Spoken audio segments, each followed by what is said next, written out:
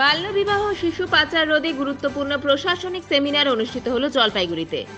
বৃহস্পতিবার শহরের হাকিমপাড়ার red cross সোসাইটির কনফারেন্স হলে এই সেমিনারটি অনুষ্ঠিত হয়। বিভিন্ন স্কুলের প্রধান শিক্ষিকাদের পাশাপাশি এদিন উপস্থিত ছিলেন মহকুমা শাসক তমজিৎ চক্রবর্তী, সদর বিডিও মিহির কর্মকার, সমাজ কল্যাণ দপ্তরের আধিকারিক সহ পুলিশ প্রশাসন। মহকুমা শাসক বলেন, আমাদের মহকুমায় মেয়েদের বাল্যবিবাহ একেবারে শূন্যে নামিয়ে আনতে চাইছি। জেলা শাসক মহাশয়ের নির্দেশ রয়েছে, আর্লি ম্যারেজ ও আর্লি প্রেগন্যান্সি আটকাতে পদক্ষেপ গ্রহণ করতে হবে। এই জন্যই আজ বিভিন্ন স্কুলের প্রধান শিক্ষিকাদের সাথে আলোচনায় বসা হয়েছে। পুলিশের পাশাপাশি সমাজ কল্যাণ দপ্তরও রয়েছে। সচেতনতার বিভিন্ন বিষয় নিয়ে আলোচনা হয়েছে। আইনে কি কি প্রভিশন রয়েছে সেসব বিষয়গুলিও দেখা হয়। বাল্যবিবাহ নিয়ে যদি দায়িত্বশীল নাগরিকেরা কোনো অভিযোগ পান তাহলে 1098 নম্বরে ফোন করে তারা অভিযোগ জানাতে পারেন বলেও তিনি জানান।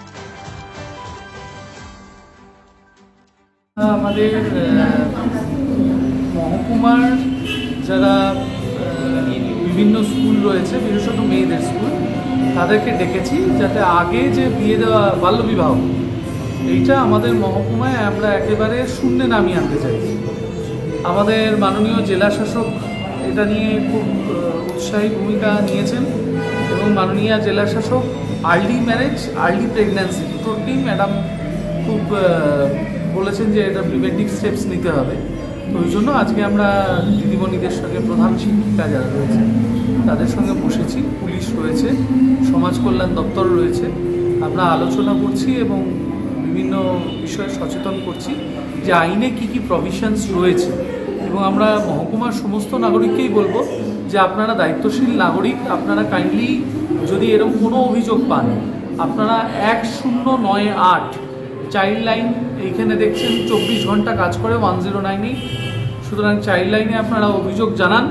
1098-এ অভিযোগ জানানোর সময় যদি আপনারা বলেন যে নিজের নাম গোপন রাখতে, সেটাও গোপন রাখা হবে। কখনোই কারোর পরিচয় আমরা প্রকাশ করব না। কিন্তু যে করে হোক আমাদের ছোট ছোট মায়েদের যাদের এখনও প্রস্ফুটিত হওয়ার বয়স হয়নি তাদেরকে সেই কুড়ি অবস্থায় আমরা ঝরে যেতে দেব না।